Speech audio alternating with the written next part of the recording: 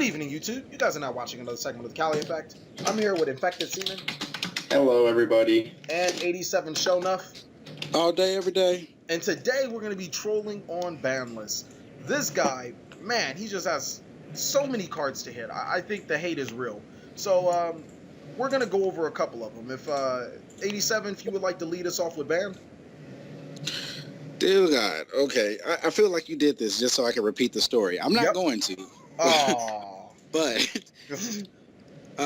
he wants Evilswarm Exciton Knight banned. He says it's the only real thing he can think of to actually ban. Wait, hold on. Only real thing he can think of. So he actually needs to ban something in every list? Doesn't Konami usually do that though? That's a good point. Not the OCG list. In a couple other lists, nothing was banned. Okay, so never mind. I retract my statement. He was like, something needs to get banned, so it has to be this card. Before, I tell you what, actually, no, he's not actually wrong. It's like before Konami started listening to the players and making wise decisions, yes, they needed to make sure something was banned every list. This is a fact. Yeah, but he's stuck in the past if he really thinks that something needs to get banned every format, especially a card that you should be well prepared for in the first place when you set ban. But he pretty much, he just wants to ban a card that teaches people to be good Yu-Gi-Oh players, and I guess that's why I come in. I am a victim of this card. Yes, I'll admit it. We've all been a victim of this card. We've all been a victim. Well, trust me, we have stories. One time I was dueling a Bujin player, and I set too many cards that had answers for everything, and I fucked up. I got trap stunned, and I learned a lesson after seeing this Exciton Knight. You don't set too many cards on the field, leave yourself with one card in hand, and get blowed up. You just don't do it. You learn a lesson. Amen. Almighty Exciton Knight, please forgive us for our sins. That's right. Sir. No. Anyways, we're gonna. My personal opinion on the Exciton Knight, I feel it should be at 5, just because of like we both agreed to. It's a card that punishes bad players. It's a card that will teach you, if you're a good player, to not overextend in any type of board unless you have some extreme preparation for Exciton Knight. And even when you do have preparation, you're probably going to be screwed. If you are a good player and your opponent decides to Exciton Knight you because you're ahead in the game, more than likely you're going to win anyway, so it doesn't matter. I'll delimitate it, I guess. That little mimic in the background is my daughter, so in case you guys are wondering. Well, no, she's believing. She's preaching. Oh yeah. She know about the Exciton. Next, like I said, we've all been victims. Yeah. Next on the limited list, we have D-Mock, Bujin Crane, Madolche Hoopcake, Traptrix Mary Mello, Chain Strike, Dragon Ravine, Abysphere, and Gear Gear. Now, his reasoning behind these hits, I don't even know what to say. I don't want a hat format, so I nipped that in the butt by hitting this. By limiting Mary Mello. You can still have an hat format. Get it? No? I get it. I get it. No.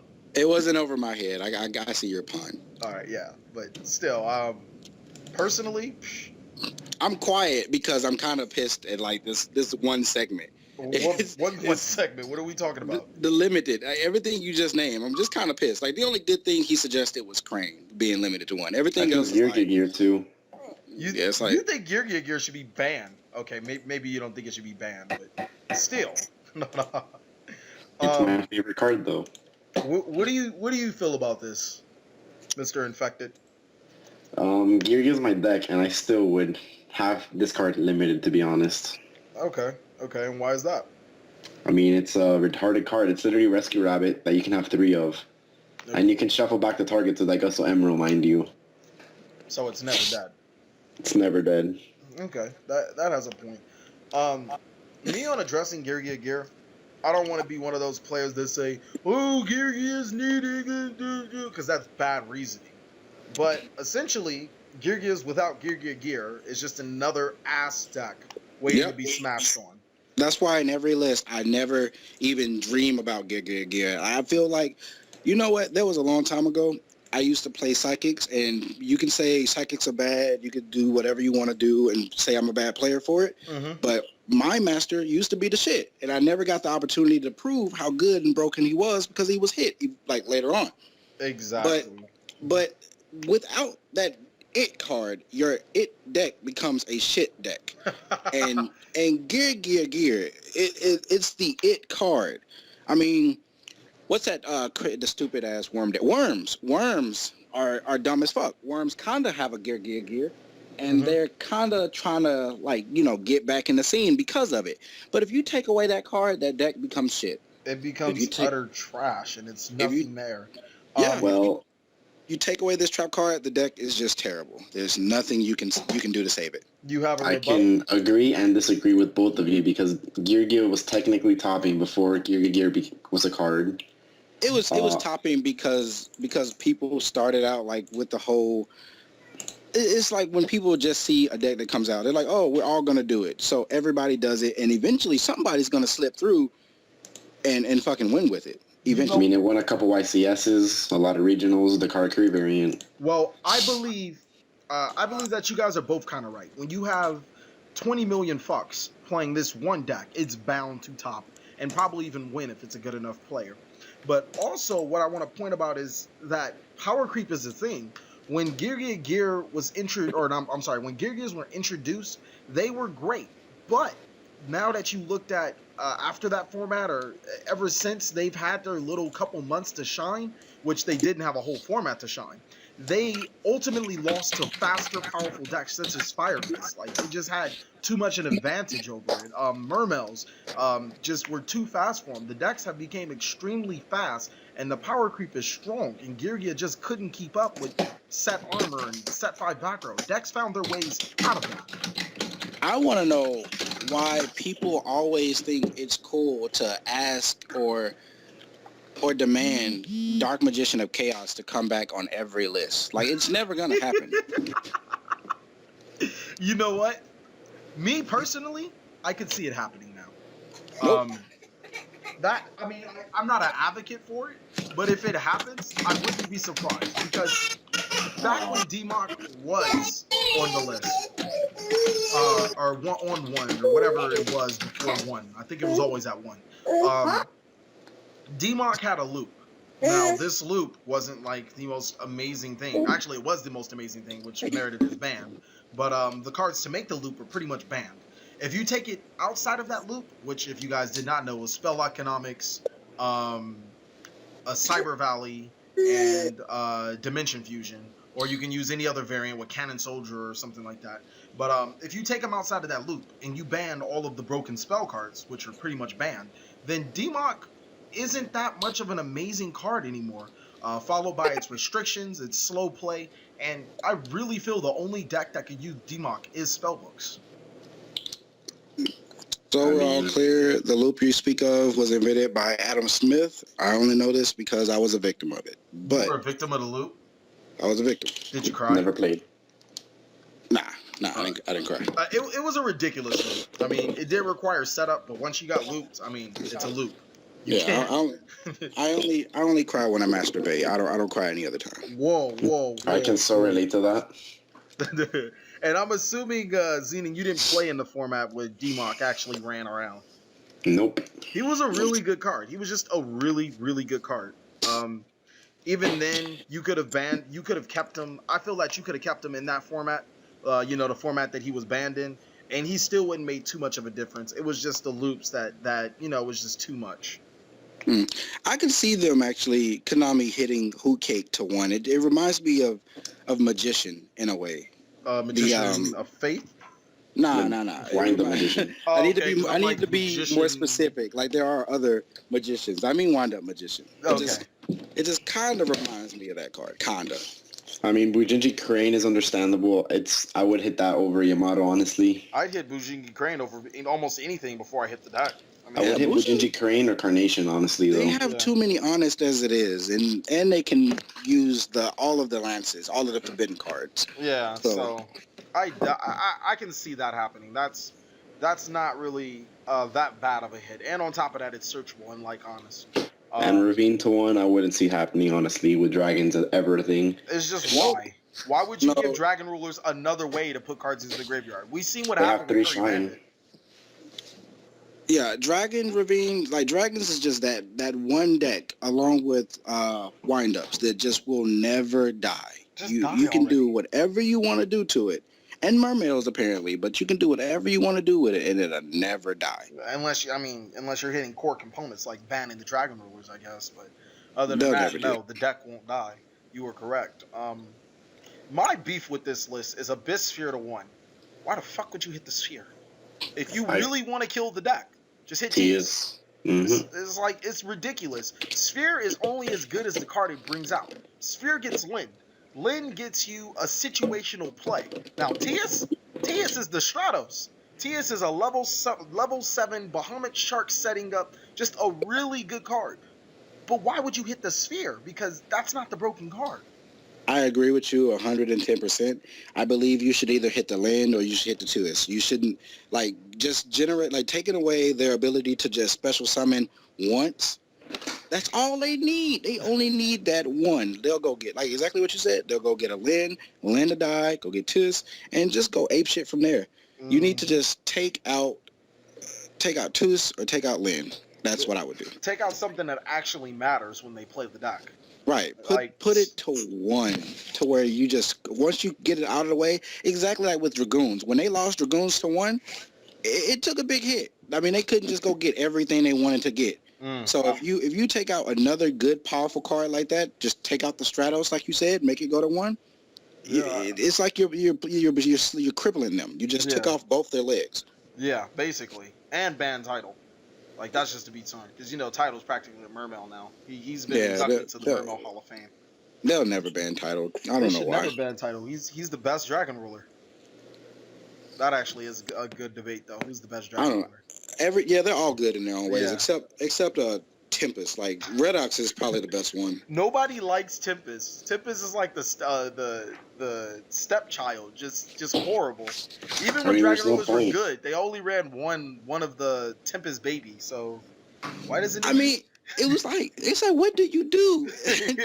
Everybody else is amazing. Oh, what do you do? I go call one of my brothers. Oh yeah, basically the abandoned stepchild. That's exactly what he is. He's just gonna call his brother when he get hit. Oh wow. I mean, he has the least attack. Oh, he doesn't have the least attack, but he has the least of the major. You can't big booty. Yeah. Since we're still here and we haven't moved anywhere, let's talk about a card that he probably should have added to the limited list. Okay. Because he completely didn't think this through. I mean, I'm just seeing here things to ban, things to limit, and not once did he even think about Soul Charge. Like, why would you skip over that card? You feel that Soul Charge should be limited? I feel like it should be limited only because it's a really good card. It has a great cost. I understand why it is not broken, but at the same time, it can create a field of chaos and leave your opponent thinking, "Damn, I got one turn to make something happen, or I'm fucked." Yeah. And you can't. When your opponent plays that card against you, it's not because, I want to bring out a couple of monsters. No, I want to bring out a couple of monsters to fuck you up to where you can't do anything on your next turn. You know what? Now that you put it in that perspective, because I've been running around saying Soul Charge is ass. Soul Charge does not belong in every fucking deck. Like when Soul Charge came out and people thought it should be that way. You put it in that perspective, whereas, they have one turn left to come back, or they're just going to completely beat the living daylights out of you. You were correct. Also, what I do dislike about Soul Charge is, the very gimmicky shit, where I can 1-card or 2-card Quasar you. That's pretty gimmicky. And unless you play Max C, you're not getting out of that situation. Like that. I mean, even if you do play the Max C, like, big shout outs to my boy Desmond Johnson. Mm-hmm. He taught me. I mean, I used to think the same thing. I used to think, okay, this card, it makes you take a big hit of life points, and you can't attack me, so I'm safe for one turn. Mm-hmm. So this is not a great card for people to be playing. Mm-hmm. And I played against him at one of the Super Games tournaments, And he did that shit to me. He said, good game. I'm like, it's not a good game. You can't kill me in this turn. So I'm thinking, I still got it made. He goes and makes Felgrun. He makes Big Eye. He just makes situations you can't get over. Yes. And I'm like, fuck. Well, I'll try. And every time I tried, I got my ass beat. And I'm like, well, you surely showed me, sir. So GG. Well, with that in mind, though, do you really think that it's the cards that he brings out do you really think Soul Charge should be hit, or is it the cards that he brings out that create situations where you can't get back? Because those cards all can't come out in unison in one turn. Soul Charge allows that to happen. Like, I mean, if there's just one Big Eye, if there's one the fucking Dragon Knight guy. If there's only one of those on the field at a time, I can play around that. But when you start putting 5 beastly ass monsters on the field at once, sure, it's not GG now. You get one turn, and then it's GG when I get a turn again. There's a funny story now. Can't deal. I just was on Dueling Network playing a ranked match. Opened Don't Fire Soul Charge, and my opponent scooped because I activated Soul Charge. You see that? So because you know what Quasar. It is. The struggle is real. It's Quasar. I mean, come on. And to be honest, if you go from a Konami standpoint, if they were to address Soul Charge, I don't even think it'd be Soul Charge. It'd be something like Quasar and something else ridiculous. You'd be like, no, Soul Charge is perfectly fine. It's just that's just how Konami works from a business aspect. Because Quasar doesn't make them money. Whatever other cards they would be hitting wouldn't make them any money. But Soul Charge, still, they can push that last penny out of Soul Charge. I mean, I don't know. I don't think Soul Charge is limit worthy, maybe semi-limit. Well, they only run 2. I would run 3 to maximize seeing it opening hand, honestly. Are you playing a gimmicky deck? Well, it doesn't matter. Sylvan's Dragon Rulers name the deck, and you would want to max out on it. Yeah. And I mean, another card, a lot of people are probably going to hear this come out of my mouth, and I can't believe I'm saying it myself. But Curry Bandit, like, that's a pretty dope-ass card. You know what? Curry Bandit does fall under that list because it's like a fucking Dragon Ravine. Like, Konami bans a card that sends cards to the graveyard. We should already know from a Yu-Gi-Oh perspective that cards that send cards to the graveyard in multiples are really bad for this game. Examples: Foolish Burial, or not Foolish Burial, that's a single, but Charge of the Light Brigade, Dragon Shrine. Like, it's not necessarily bad as itself. It's what it does for Dragon Rules, because when you turn around, all of these milling cards somehow find a way to support Dragon Rules, and to add fuel to the fire, Curry Bandit actually gets you a card to your hand on top of that. Like, it's just, card's dumb, especially when Shadows come out. Card's gonna be dumb. Completely. Yes, it is. Card's just gonna be completely dumb, and I'm not even gonna lie. I'm gonna play Shadows more than likely if it's tier. Like I said, I can't believe I'm even saying it, because I'm actually main decking 3 of them in a banished deck, and it's fucking awesome, and it's winning me games. But it's at the same time, it's just I see. Another if I'm not playing that deck, it's just broken. A card that I actually agree with him is Chain Strike. His logic, I probably wouldn't put it in there. I'd probably put some long-ass quotation to hide why I hate Burn. But Burn decks can die in a fire. That's his logic. What do you guys feel about alternate win conditions? I mean, I feel like Burn is really degenerate. I mean, if you look at ARGCS Milwaukee, 2 out of the top 16 decks were Burn decks. I mean, it just literally says, do what you want. I have like 1,000 hand traps that say you can attack me, and then I'm going to burn you. I don't know. I'm never been a fan of Burn. I'm not a fan of Burn for a completely different reason. Like, honestly, I like the idea of Burn, I believe. And once again, people are going to be like, Shonuff, shut the fuck up. But I'm going to be like, yo, I feel like Burn, it's a really smart deck. My only beef with Burn deck is everybody else has to pay a price to play this game. And it's sad to say that, but this is a money game. You play hard and you win big. Like, that's how Yu-Gi-Oh is. I don't feel it's fair for me to spend 30, 40, 50, 60 bucks on certain cards, and you go to a thrift store and pick up these cards for nickels and build a deck for less than 10 bucks and beat the shit out of me. I don't think that's fair at all. I feel the salt. I feel that salt from somewhere. I feel like if my deck has a giant hand inside it and the only thing that you can do that even comes close, like as far as price, I don't even know what the most expensive card in a burn deck is. But what? Let's see. No. Yeah, yeah. Battle Fader? Something really bad. Not worth much. And it's less than $2 or $3. That is not fair at all. Mm-hmm. And it should not have a high winning ratio. It should be like really, really good, but not that fucking good. That's bad. That's I feel terrible. that if you do lose to it, it should be like a 1 in 10 time thing. Like, oh, I lost to Burn. That's fine. I can take a match losing to Burn if it wasn't as consistent, like you said. It's retarded. Me personally, I hate all alternate win conditions. Period. If it's an alternate win condition, I don't like it because when people look at alternate win conditions, they don't. It's not like, oh, I can splash this in my deck, and if 1 in 20 million times it ever fits in because it's still a good standalone card, I can win. Alternate win conditions promote this. You're going to play a whole bunch of cards to make it consistent. You're going to play a whole bunch of cards to get your alternate win condition. And if you don't do it, then we're not going to play it. For example, Exodia requires no interaction with an opponent. I'm just going to play a whole bunch of cards to make this alternate win condition good, which that's the point of Yu-Gi-Oh! But still, it's an alternate win condition. It doesn't promote healthy gameplay. The thing I don't like about these type of, this is like a really good point that you brought up. Mm-hmm. Like, as far as playtesting is concerned, I hate decks that have zero player interaction. Exactly. If I'm on Devpro, if I'm on DN, and I'm playing against somebody who's playing one of these decks, and you step your little finger in their business one time, it doesn't matter what you play. If you could play DD Crow, if you play Iron Imprison Wall, if you play Royal Decree, you play any card that says, hold on, I object. They will rage quit. They will leave. They don't have another win condition. That's it. They're done. Yeah. And that's what makes it just so generic. So not even generic, I'm sorry.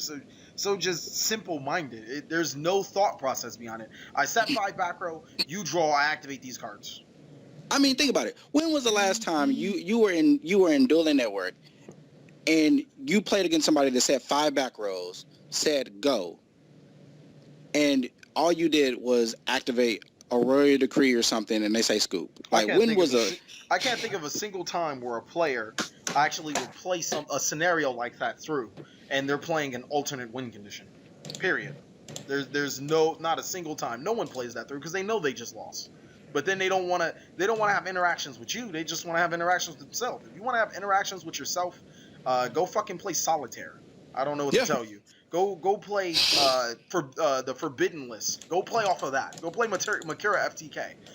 If you want to play Yu-Gi-Oh, come down and play us with real decks. That's my personal opinion.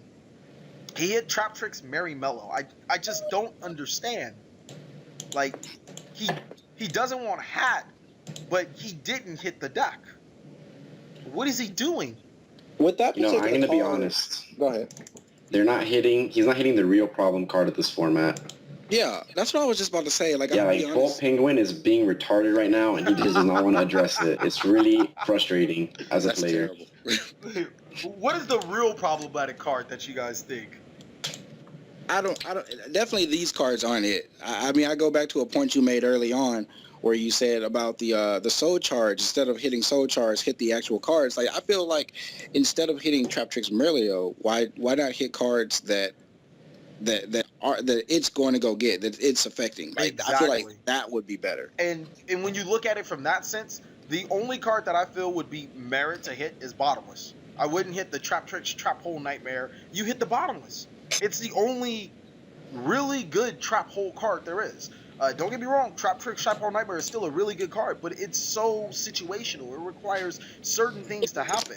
And I don't know, man. That acid trap hole is a little bit too OP. Oh, that acid trap hole, man! I forgot all about that. Don't worry about that. Hey, man, I'm telling you, everybody's gonna play Gear, so we got to take out that acid trap hole. It's actually really annoying. Not gonna lie. That's a struggle. I need to stop telling people my side deck cards. Acid trap hole. I've lost that quite a couple times. Acid trap hole for the win. Now we're gonna get on to semi-limited. I'm on his head right now. He put Brotherhood of the Fire Fist Spirit to 2, but let me finish. That's ass time. To 2. Okay, sure. Not limit worthy. Yeah. But hit worthy. Yeah. Okay, sure. Thunder So he's King gonna Ryo. hit gear and armor. That's retarded. Yeah, like the deck isn't dead enough. Let's just hit it again. Thunder King Ryo to 2, Book of Moon to 2, Dragon Shrine to 2, Tinky to 2. Hits Boojins, although a questionable hit in my opinion. Then why are you putting it? But really, what I want to say is Brotherhood of Fire Fist Spirit to 2. I've been playing Fire Fist ever since Fire Fist came out. When Rooster came out and all that other shit that came out, I was extremely excited to play this deck. I built the deck. I was very upset. Bar Dragon Rulers, I felt that this deck was tier 1.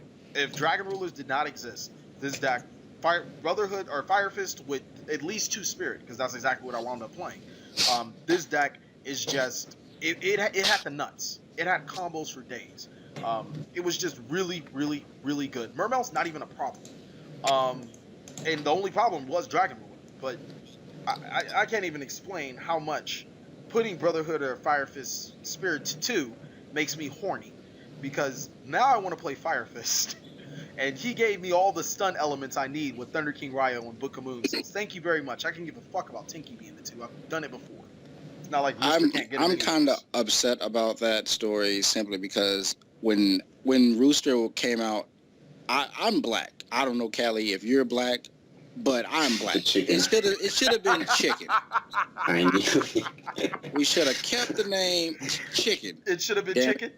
Brotherhood of Fire Fist Chicken? They should, and I don't know if you knew this, but Konami did have another Fire Fist card, and it was called Purple Stuff. Really? That's a thing. That's a thing. You're kidding me. I don't believe you. Really? This is a thing. So am I destined to play Fire Fist? I was. Yes. You know what? I can accept Brotherhood of the Fire Fist Rooster. You know what? Because of Red Rooster. Everybody likes Red Rooster. Niggas love Red Rooster. It's terrible. No, that's not a good one. That's terrible. Okay, what else? Someone's not happy. GG. Dragon Shrine to 2. Dear God, these people. Help this young man. Such a random hit. I mean, you should either just leave it at 3 or just take it to 1. Don't just fuck with people's emotions. Because it's like you either like dragons or you hate dragons. There are no in betweens. We've proven that you can't 100% kill the deck. So you can either like not 100%, but like save it, make it bad but good kind of. You know what I mean? There's no in between. So, yeah, you either kill it completely, or you just leave it alone. And like taking Dragon Shrine to 2, you know what? Pissing. You're just giving the dragon players 1 card more than they can play, and you want to know what they're gonna do with it? Do you know? I have no clue. They're gonna say, "Oh, I see you put my Dragon Shrine to 2. That's fine. You put Ravine to 1. That's what I'm gonna replace it with anyway." I know that. That's what I was thinking. Oh dear God, yes. You stupid fuck. So practically, he didn't make Dragon Rulers worse. He made them better. Mm-hmm. In a sense, he made the deck better by hitting them. Remember that meme? Remember that meme where Konami's like, it's like all stick figures and like, hey, Mermaid players, guess what? Gundy to 1, and like, okay. No, like, that sounds funny though. That's what this is saying right now. Hey, dragon players, guess what? Shrine to 2. They're like, oh, all right. That's all right, nice. can we have Ravine? Sure.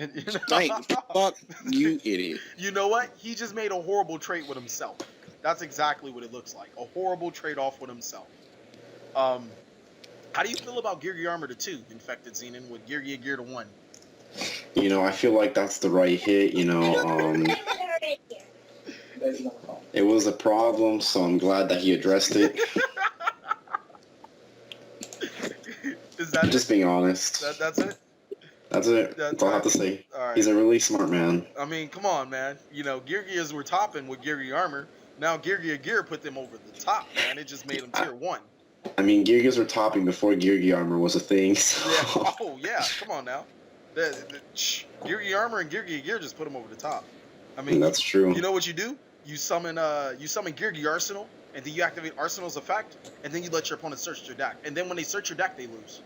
That's true. Yeah. So we obviously know the more hit worthy card is Gear Gear Arsenal, but it's okay to hit the semi-limit Gear Gear. It's perfectly fine. It doesn't help his argument that he put Giga Armor to 2, but he also put Book of Moon to 2. It's like you're just hurting yourself. And then he put Thunder King to 2. Like, I mean, in a typical format, I would normally approve of Thunder King to 2. But now that I'm looking at him, he seems to hate Madolches. He seems to love Artifact Trap Trick's hand by only hitting Mary Mellow. He seems to hate any halfway competitive deck, any deck that could win a YCS right now. And he seems to love that stun aspect. So that's why you put Thunder King to 2 and Book of Moon to 2, so we can play Artifacts, Thunder King hands. Because hand's not on the list, but I could even see. I don't know if I would feel right hearing someone say hands to 2. I'm glad he didn't put the hands to anything. Hands don't need to be hit.